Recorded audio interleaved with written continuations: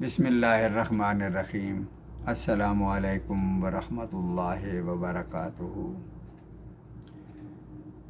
ترجمہ قرآن کو آگے بڑھاتے ہوئے آج ہم آیت نمبر 90 سے 100 تک کا ترجمہ پڑھیں گے۔ آیت نمبر 90۔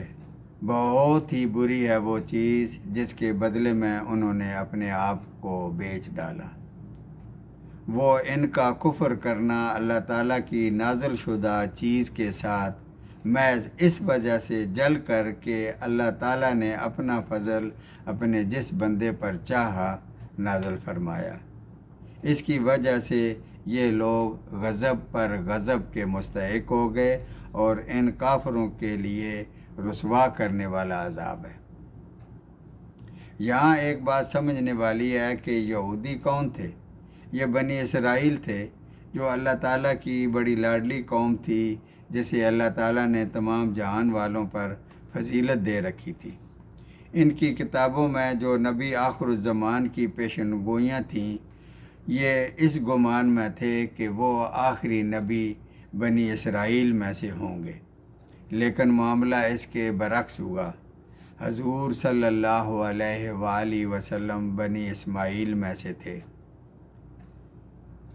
تو یہودیوں کو اس پر بہت جلن تھی کہ یہ فضل بنی اسرائیل کی بجائے بنی اسماعیل پر کیوں ہوا۔ نبی کریم صلی اللہ علیہ وآلہ وسلم سے ان کی مخالفت کی وجہ صرف یہ تھی۔ اللہ تعالیٰ نے تو جس پر چاہا اپنا فضل کیا۔ آیت نمبر 91۔ اور جب ان سے کہا جاتا ہے کہ اللہ تعالیٰ کی اتاری ہوئی کتاب پر ایمان لاؤ، تو کہہ دیتے ہیں کہ جو ہم پر اتاری گئی ہے ہمارا اس پر ایمان ہے۔ یہ اس جلن کا نتیجہ تھا۔ اور جو اس کے بعد والی کتاب ہے یعنی قرآن، اس کے ساتھ کفر کرتے ہیں، حالانکہ وہ کتاب حق ہے اور ان کی کتاب کی تصدیق کرتی ہے۔ اچھا، ان سے یہ تو دریافت کریں کہ اگر تمہارا ایمان پہلی کتاب پر ہے تو پھر تم نے اگلے انبیاء کو قتل کیوں کیا؟ آیت نمبر 92۔ اور تمہارے پاس تو موسیٰ علیہ السلام یہی دلیلیں لے کر آئے، لیکن تم نے ان کی غیر حاضری میں بچڑے کو اپنا معبود بنا لیا۔ تم ہو ہی ظالم۔ آیت نمبر 93۔ اور جب ہم نے تم سے عہد لیا اور کوہ طور کو تم پر معلق کر دیا اور کہہ دیا کہ ہماری دی ہوئی چیز یعنی قرآن پاک کو مضبوطی سے تھام لو اور اس کو سنو، تو انہوں نے کہا کہ ہم نے سنا اور نافرمانی کی۔ ان میں یہ بڑی بری عادت تھی کہ لفظ میں ذرا سی تبدیلی کر کے معنی بدل دیتے تھے۔ جیسے پہلے آ چکا ہے کہ لفظ ہتا کو ہنتا کہنا شروع کیا، اور اسی طرح یہاں پر لفظ سمعنا و عصینا تھا، تو انہوں نے لفظ سمعنا کو عصینا، یعنی اگر کوئی ٹوکتا تو کہتے کہ تم نے غلط سنا ہے، ہم نے تو اطعنا کہا ہے۔ عصینا کا مطلب نافرمانی اور اطعنا کا مطلب فرما برداری۔ اور ان کے دلوں میں بچڑے کی محبت بسا دی گئی تھی بسبب ان کے کفر کے۔ ان سے کہہ دیجیے کہ تمہارا ایمان تمہیں برا حکم دے رہا ہے اگر تم مومن ہو۔ آیت نمبر 94۔ آپ صلی اللہ علیہ وآلہ وسلم کہہ دیجئے کہ اگر آخرت کا گھر اللہ تعالیٰ کے نزدیک صرف تمہارے ہی لیے ہے اور کسی کے لیے نہیں، تو آؤ اپنی سچائی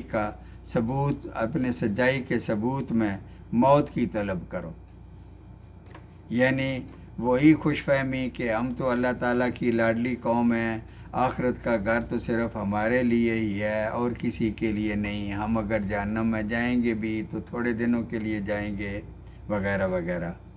تو اگر تمہاری کوئی بکنگ ہو چکی ہے تو پھر تو تمہیں وہاں جانے کی تمنا ہونی چاہیے، موت طلب کرنی چاہیے، تم تو دنیا سمیٹنے میں لگے ہوئے ہو۔ آیت نمبر 95۔ لیکن اپنے کرتوتوں کو دیکھتے ہوئے کبھی بھی موت نہیں مانگیں گے، اور اللہ تعالیٰ ظالموں کو خوب جانتا ہے۔ آیت نمبر 96۔ بلکہ سب سے زیادہ دنیا کے حریص اے نبی صلی اللہ علیہ وآلہ وسلم آپ انہی کو پاؤ گے۔ یہ حرص زندگی میں تو مشرکین مکہ سے بھی آگے نکل گئے ہیں۔ ان میں سے تو ہر شخص 1000 سال کی عمر چاہتا ہے، گو یہ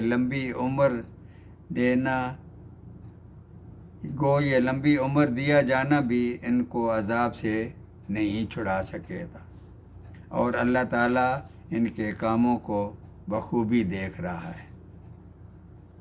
اب بنی اسرائیل کو غصہ تھا کہ جبریل امین جو وہی ہم میں سے کسی پر لانی تھی، وہ غلطی سے حضرت محمد صلی اللہ علیہ وآلہ وسلم کے پاس لے گئے ہیں، یوں یہ لوگ جبریل امین کے دشمن ہو گئے۔ آیت نمبر 97۔ اے نبی آپ کہہ دیجئے جو جبریل علیہ السلام کا دشمن ہو، جس نے باری تعالیٰ کا پیغام آپ کے دل پر اتارا ہے، وہ پیغام جو ان کے پاس کی کتاب کی تصدیق کرنے والا ہے، اور جو مومنوں کو ہدایت اور خوشخبری دینے والا ہے۔ آیت نمبر 98۔ جو شخص اللہ کے اور اس کے فرشتوں کا اور اس کے رسولوں کا اور جبریل امین اور میکائیل کا دشمن ہے، تو ایسے کافروں کا اللہ تعالیٰ خود دشمن ہے۔ آیت نمبر 99۔ اور یقیناً ہم نے آپ کی طرف بھی روشن دلیلیں بھیجی ہیں، جن کا انکار سوائے بدکاروں کے کوئی نہیں کرتا۔ آیت نمبر 100۔ یہ لوگ جب کبھی کوئی عہد کرتے ہیں تو ان کی ایک نہ ایک جماعت اسے توڑ دیتی ہے، بلکہ ان میں اکثر ایمان سے خالی ہے۔ صدق اللہ العظیم۔